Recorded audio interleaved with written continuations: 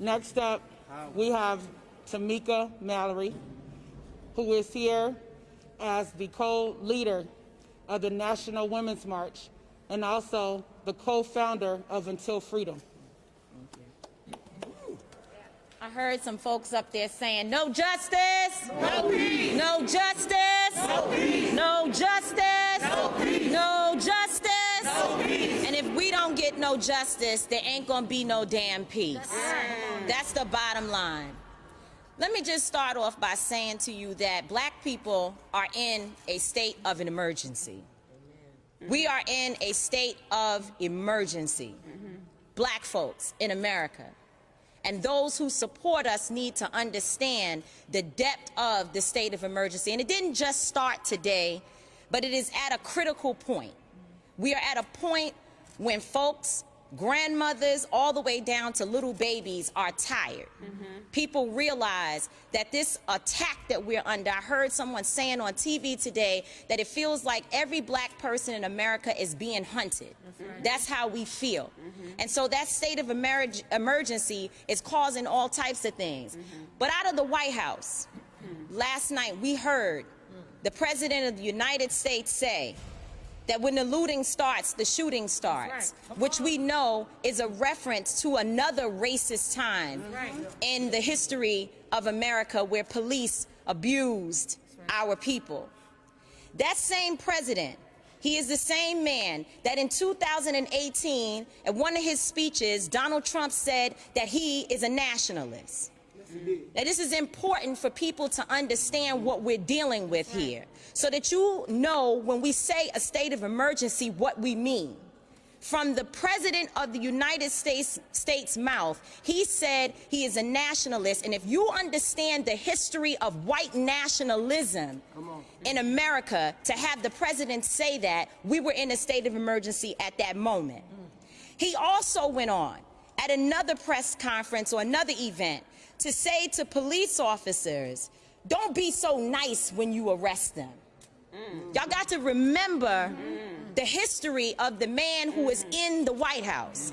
He said, don't be so nice to them. Hit him in the head when you put him in the car. These were his words as the President of the United States. This is not an isolated situation. These instances are not isolated. What is happening in America is that white nationalism ideology is running wild.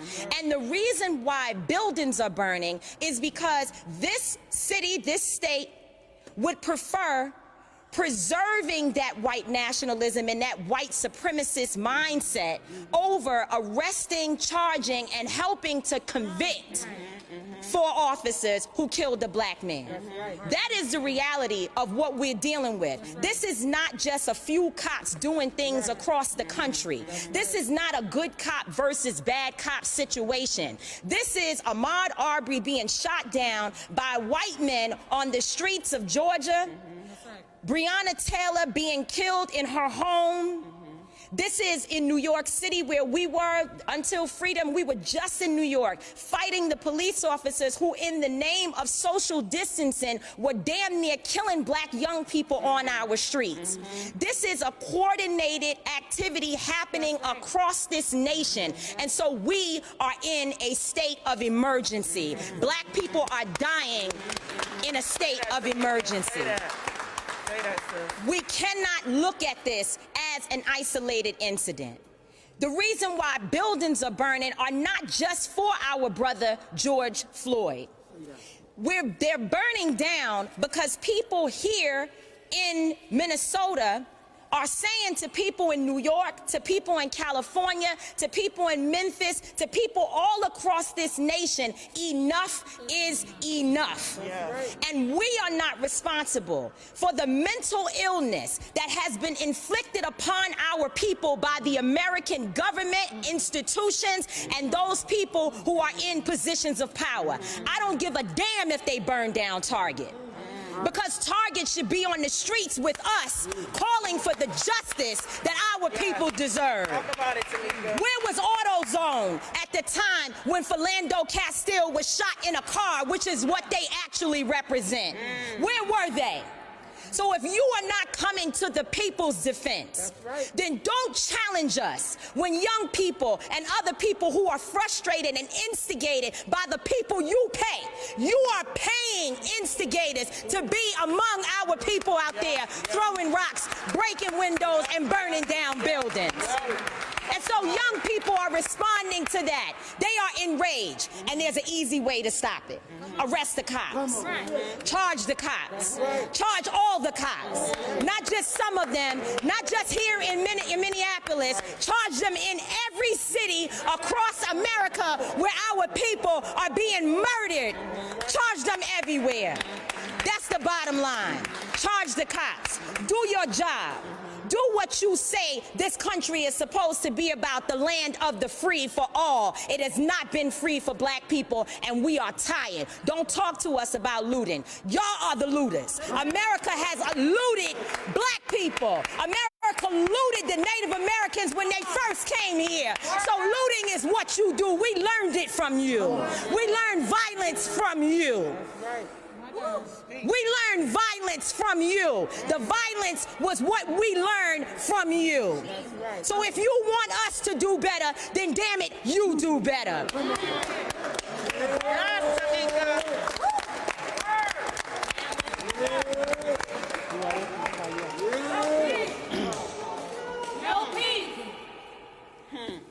Come on. We got to let that settle. Yes. Ooh, thank you. So we're going to bring up our next speaker, who, as Adair said, traveled here from Texas. We can't imagine what you've been going through. Losing your best friend, George Floyd, to something like this, where the nation saw him plead for his life and have to take his last breath. Nobody should have to die like that. Nobody. So next up, we have Stephen Jackson, a former NBA player, best friend of George Floyd, standing here in solidarity. Please welcome him.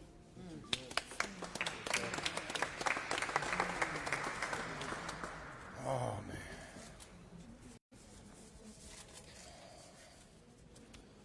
Who said common sense was common? Talk about it. What happened to common sense? My brothers, I love y'all. I love you too, bro. My queens, I love y'all. We love you, brother. I'm not scared. Say that. That's right. Say that. I'm not scared. I'm hurt. I'm angry. But I ain't scared. I ain't scared at all. That's right. To my white brothers, I love you. Every race here, I love you. But it comes to a point now where if you love me and you not standing on the side of me, then your love don't mean shit. Say that. Say that. Say that. Yes. I'm at the point now where I'm tired of being a bigger person. That's right. I'm tired of walking around and seeing white kids and feeling like me being having a big heart and just giving love to every race, and we not getting it in return. We entertain and we doing everything for everybody else, but we the ones get shitted on. Come on, brother. Bring it. I'm here because they're not going to demean the character of George Floyd, my twin. A lot of times when police do things that they know that's wrong, the first thing they try to do is cover it up and bring up your background to make it seem like the bullshit that they did was worthy. Right. When was murder ever worthy? Never. But if it's a black man, it's approved. You can't tell me when that man had his knee on my brother's neck, taking his life away with his hand in his pocket, that smirk on his face didn't say I'm protected. That's right. That's what it said. That's what it said. You can't tell me that he didn't feel that it was his duty to murder my brother and that he was fine with it, and he knew he was gonna get away with it. You can't tell me that wasn't a look in his face. We've seen this so many times, and we see it right in our face and we don't get no justice. That's right. What happened to common sense? That's right. What happened to just opening your eyes? Your eyes don't work now? Videos, what is videos for? Videos don't work now, they don't mean nothing? Only when you black. Say that.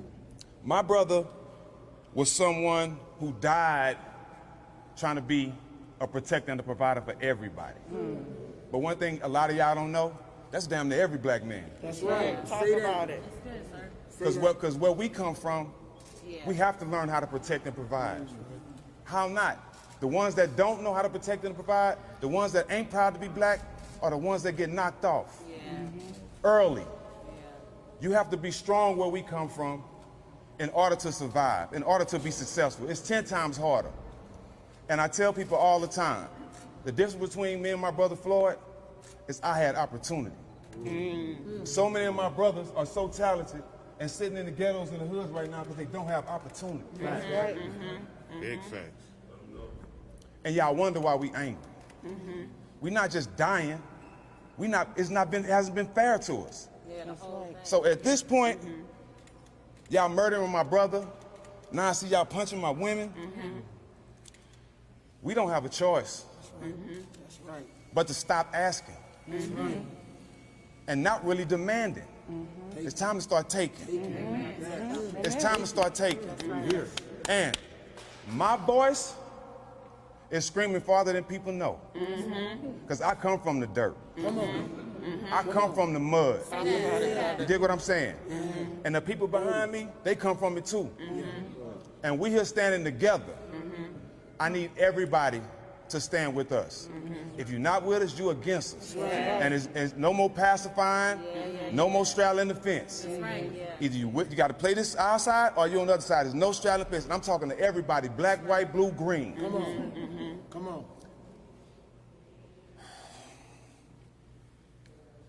It's all right, Stack. It's all right. We need to see some charges. Strong, Stack. You got it. It's okay. Imagine this. A man growing up in an area where the odds are already against him. Trying to figure it out. You know, they say experience is the best teacher. So you're gonna make mistakes. That's right. Everybody gonna make mistakes. You make some bad decisions. It happens. We all make bad decisions, right? We make bad decisions. Even being successful, I've made bad decisions, right? You get to a point where you make a bad decision and you end up suffering for it, going through time. Sit down, okay? You got to go do that. They say you got to rehabilitate yourself. You rehabilitate yourself. You have relationships with people where you're able to get away and try to better your life, right? Because you've been in the system.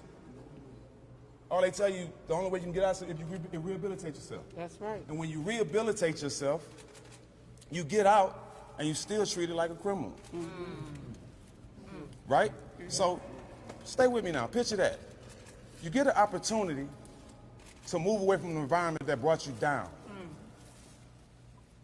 You get away, you be successful, you get a job, your life starts turning in the right direction.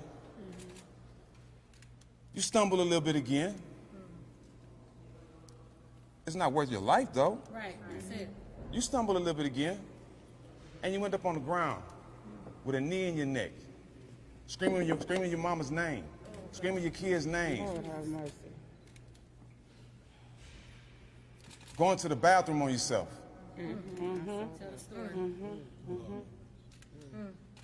Imagine if he was white. Wouldn't have happened. Ponder that for a minute. Imagine if he was white.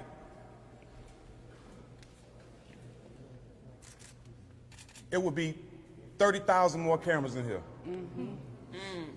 Let's keep it real. It's over for sugarcoating shit.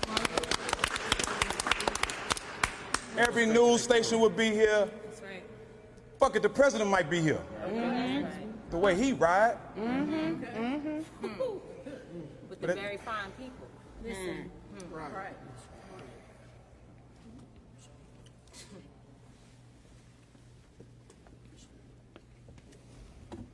We, as black men, we've seen a lot of stuff as far as murders and people being taken from us, right? True. But now, not only it's been seen by us and our brothers, but it's been seen by our children now. So I'm sitting there watching this, and my daughter tells me, Dad, I can't leave you. Because I seen what happened to your friend. And I think you need me. My daughter's 6 years old. Oh my God. For my daughter to see that and tell me that I need her at 6, imagine what the pain and the frustration is in my mind right now. Because my daughters are seeing police punch on them and slam them to the ground. And we ain't getting no justice. And we as fathers are starting to feel hopeless. And when we feel hopeless, we retaliate.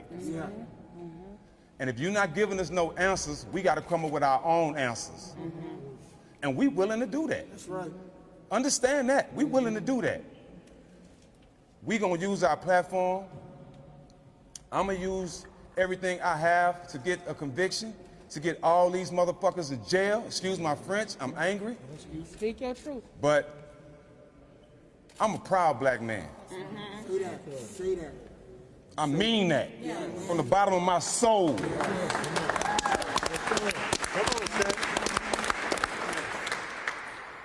And I can say that and tell everybody here I still love you. That's right. But I'm at a point now, I don't need your love.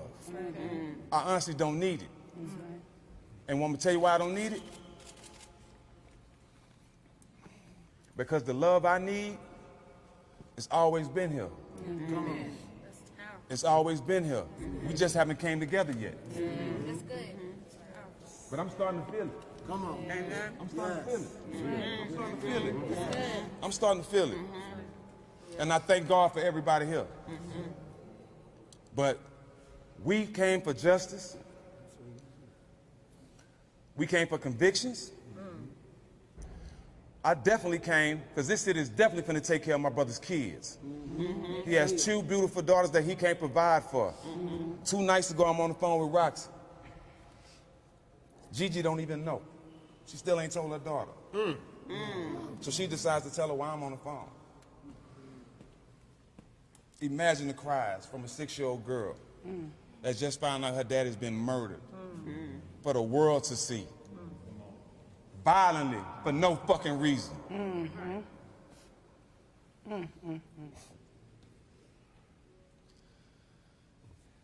19 citations. A black man get 3 tickets, his license taken away. But you can have 19 citations as a cop and still have a job. 3 murders under your belt. 3 murders. You got 3 bodies. How many open cases he got to this 12. day? But this world has common sense. Common sense ain't common. Common sense ain't common. When you see one person and you treat them like shit, that ain't common sense. That's hate. And a lot of people have it. But you know what? It's building up in us. We can't love forever. Right. We can't love forever. And the hate is coming out. And I'm afraid. I'm honestly afraid. Because I know what comes from hate from us. And I know why y'all so scared. Because y'all scared that we're going to pull a you on you.